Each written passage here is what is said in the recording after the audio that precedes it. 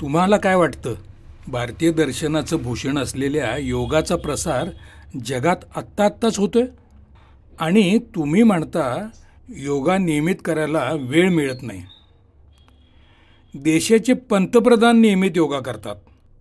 भारतातलेच नव्हे तर एक विदेशी पंतप्रधानसुद्धा पूर्वापार योगा करत होते आणि राष्ट्राच्या कसोटीच्या काळात त्या विदेशी पंतप्रधानानं योगाच्या साधनेनं योग्य निर्णय घेतल्याचं उदाहरण आहे.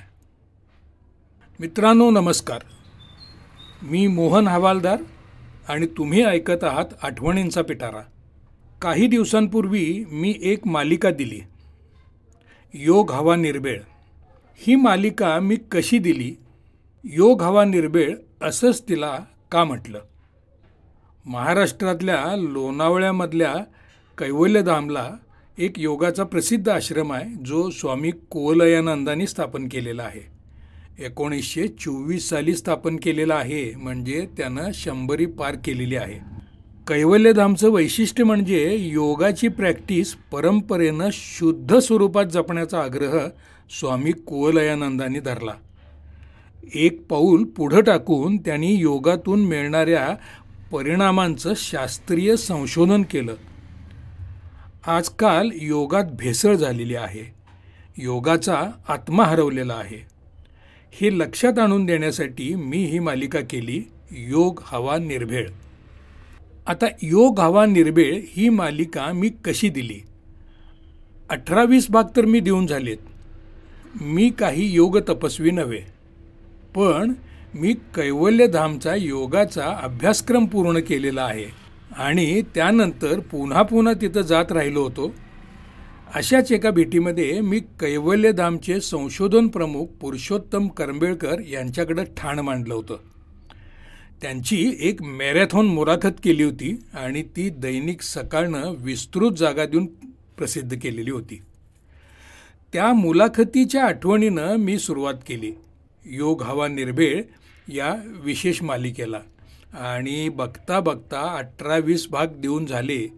शेकडो योगाभ्यासींनी एक दस्तऐवज म्हणून त्याच्याकडे पाहिलेलं आहे आणि हीच तर गंमत आहे माझ्या यूट्यूब चॅनलची, मोहन हवालदार आठवणींच्या पिटाऱ्याची.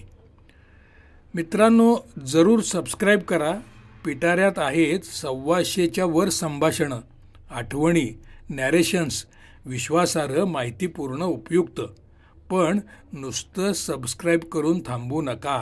फुरसतीनं आणि आठवणीनं पिटारा ओपन करा, स्क्रोल करा, ऐकत रहा, पाहत रहा.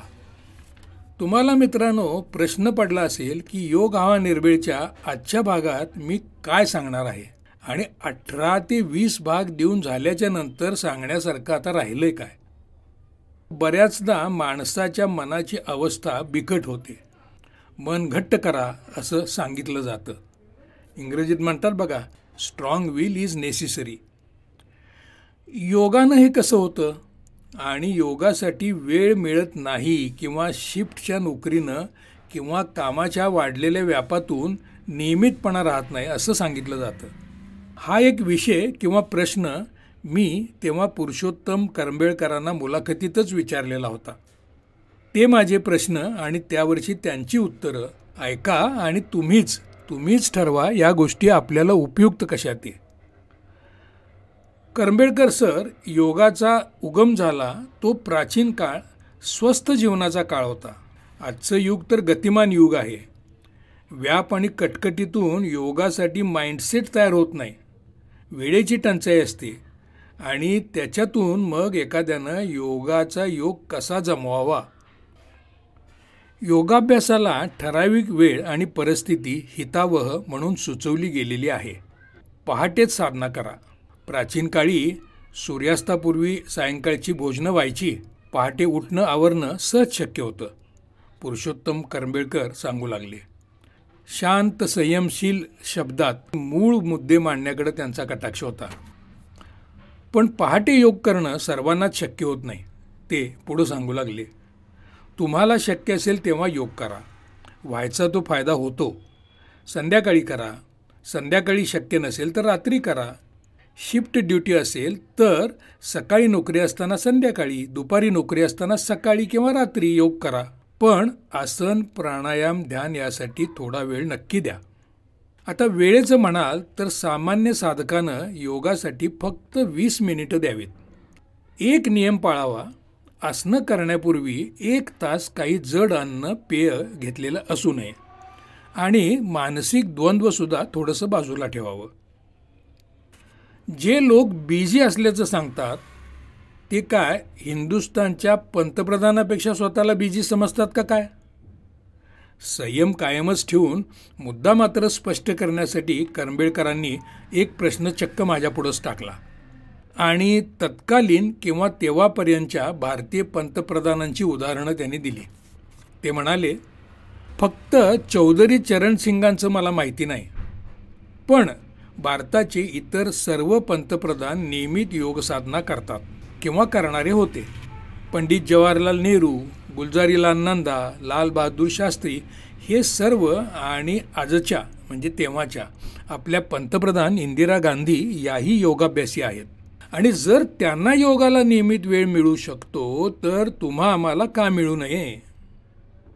मित्रांनो, कर्ंबेळकरांची ही मुलाखत 1980च्या दशकातली आहे आणि पंतप्रधान नरेंद्र मोदी हेही योगाभ्यास करतात हे आता तुम्हाला आणि मला माहितीच आहे. किंबहुना मोदींनी जागतिक योग दिन आणि विविध माध्यमातून योगाला जगाच्या पातळीवर वेगानं नेऊन पोचवलेला आहे. तर योगाचा लाभ पंतप्रधानांनाही होतो, ते त्यासाठी वेळ काढतात. तुम्ही आम्ही वेळेची लंगडी सबब सांगू नये असं मला पुरुषोत्तम कर्ंबेळकर म्हणाले. कैवल्यधामच्या त्या भेटीत कर्ंबेळकरांनी मला एका विदेशी पंतप्रधानाचं म्हणजे त्याच्या योग साधनेचं खास उदाहरण किंवा त्याची खास गोष्ट सांगितलेली होती. ती मी आजपर्यंत विसरू शकलेलो नाही. तुम्हीही ऐका. मी लोणावळ्याच्या कैवल्यधाममध्ये कर्ंबेळकरांची मुलाखत करीत होतो. त्या मुलाखतीत त्या काळाला धरून ती गोष्ट त्यांनी मला सांगितली. कॅनडा देशाचे सध्याचे पंतप्रधान पिएरे ट्रुडो हे योगाभ्यासी आहेत. पहा हां, ही 1984 सालातली गोष्ट आहे. तर कॅनडाचे सध्याचे पंतप्रधान ट्रुडो हे सुद्धा योगाभ्यासी आहेत. ते दररोज 1 तास योगाभ्यास करतात. कॅनडालाही अनेक समस्यांनी घेरलेलं आहे. अगोदरच देश चालवणं, देशातील नागरिकांचं हित जपणं, त्यांची प्रगती करणं हा एक व्याप आणि त्याच्यामध्ये कॅनडात सुद्धा एक भाषिक वाद उफाळून आलेला आहे. या देशात आणीबाणी आहे. फ्रेंच आणि इंग्लिश असा मोठा भाषिकवाद तिथं आहे. हा भाषिकवाद एकदा म्हणजे साधारण 1984च्या दरम्यान फार मोठ्या प्रमाणावर उफाळून आला. रक्तपातात हजारो माणसं मरतील अशी परिस्थिती, बिकट परिस्थिती निर्माण झाली तेव्हाची गोष्ट. प्रसंग तर आणीबाणीचा होता. कॅनडातील नागरिकांना काबूत आणण्याची, विनाशापासून वाचवण्याची जबाबदारी पंतप्रधान या नात्यानं ट्रुडो यांच्यावर होती. नागरिकांना संयम, शांतता, राष्ट्रहित याचं आवाहन करणारं भाषण पंतप्रधान ट्रुडो यांनी केलं. प्रथेप्रमाणे त्यांनी प्रथम फ्रेंच भाषेत भाषण केलं. त्याच्यानंतर त्यांचं इंग्रजी भाषण जाहीर झालं. या तणावाच्या स्थितीमध्ये त्यांनी प्रथम अर्धा तास योगासनं केली आणि त्याच्यानंतर दुसरं इंग्रजीतलं आपलं भाषण त्यांनी केलं. राष्ट्रावर, कॅनडावर मोठं संकट आलेलं असताना, भयंकर परिस्थिती ओढवलेली असताना हा एक परदेशी पंतप्रधान योगाच्या अभ्यासानं त्याच्यावर मार्ग काढू शकतो तर हिंदुस्थानी माणसानं सबब सांगूच नये. कर्ंबेळकरांच्या या गोष्टीनं मी स्तब्ध झालो. तुमच्या आणि माझ्यासाठी नेमका संदेश त्यांच्याकडून घेण्यात मी यशस्वी झालो होतो. हे उदाहरण, ही गोष्ट माझ्या मनात अगदी कोरलेली आहे. 1984 पासून मी ती विसरलेलो नाही. मोहन हवालदार आठवणींच्या पिटाऱ्यात ही आठवण तुमच्यापर्यंत पोहोचवताना एक वेगळा आनंद मला इथे झालेला आहे. 1984 सालातलं कॅनडाच्या राष्ट्राध्यक्षांचं उदाहरण कर्ंबेळकरांनी दिलं. ते पिएरे ट्रुडो मयूरासन म्हणे खास करायचे. आजच्या घडीला त्यांचेच पुत्र असलेले जस्टिन ट्रुडो हे कॅनडाचे पंतप्रधान आहेत उच्च विद्याविभूषित जस्टिनसुद्धा योगप्रेमी आहेत. भारतीय दर्शन योगाची पताका पूर्वापार अशी जगभर फडकत आहे आणि जस्टिन हे आपले वडील पिरे ट्रुडो यांच्यासारखंच मयूरासन देखील उत्कृष्ट करतात. योगासनातलं योगाभ्यासातलं मयूरासन हे सर्वात अवघड आसन आहे. कृपा करून मयूरासन कोणी करतंय म्हणून तुम्ही करू नका. गुरुच्या मार्गदर्शनाखाली आणि हळूहळू प्रॅक्टिस करतच हा तोल साधला जातो. ही सूचना मात्र ध्यानात ठेवा. ही सूचना खरं म्हणजे फक्त मयूरासनाच्या बाबतीत नाही तर सर्वच आसनांच्या बाबतीत आहे. कारण योग हवा निर्भेळ हा मुळातच संदेश असा आहे की योगा विचारपूर्वक करा आणि योग योगाच्याच पद्धतीनं करा. तर मित्रांनो, योग हवा निर्भेळ मालिका आता जगभर लोकप्रिय झाली. याचं कारण योगप्रेमीच जगभर आहेत. हा भाग मी इथे संपवतोय. भेटू मोहन हवालदार आठवणींच्या पिटाऱ्यामध्ये आणखी 1-2 योगविषयक भागांमध्ये. आता आणखी काही मुद्दे आहेत की जे मी तेव्हा करंबेळकरांशी बोललेलो होतो. एक म्हणजे कष्टाची कामं करणाऱ्यांना योगाची जरुरी आहे किंवा नाही. दुसरा मुद्दा, योग आध्यात्मिक आहे तर योगाच्या आध्यात्मिक पातळीवरील परिणामांच्या बाबत कैवल्यधाममध्ये कोणतं संशोधन किंवा प्रयोग झालेला आहे. तिसरा मुद्दा, योग हे एक दर्शन आहे. योग हे तत्वज्ञान आहे. योगाचं तत्वज्ञान सांगणारे अनेक ग्रंथ आहेत. त्यांचं संशोधन होऊन त्यांचा उलगडा झालेला आहे काय आणि त्याचा मानवाला उपयोग कसा करून घ्यायला पाहिजे. चौथा मुद्दा की जो पूर्वी थोडा चर्चा करून झालेला आहे, आहार आणि यमनियमाच्या बाबतीमध्ये करंबेळकरांचं मत काय. यमनियम अगदी शब्दशः म्हणजे काटेकोर धरायचे की व्यावहारिक अर्थानं बघायचे. आणि पाचवा महत्त्वाचा मुद्दा की आजच्या काळामध्ये सद्यस्थितीला योगाचं निश्चित ध्येय माणसासाठी काय असलं पाहिजे. आता हे 4-5-6 मुद्दे मी पुरुषोत्तम करंबेळकरांना तेव्हा विचारले. त्यांची उत्तरं त्यांनी समर्पक दिली. ती उत्तरं काय होती मी सांगेन पुढच्या भागात. ऐकत रहा, पाहत रहा मोहन हवालदार आठवणींचा पिटारा.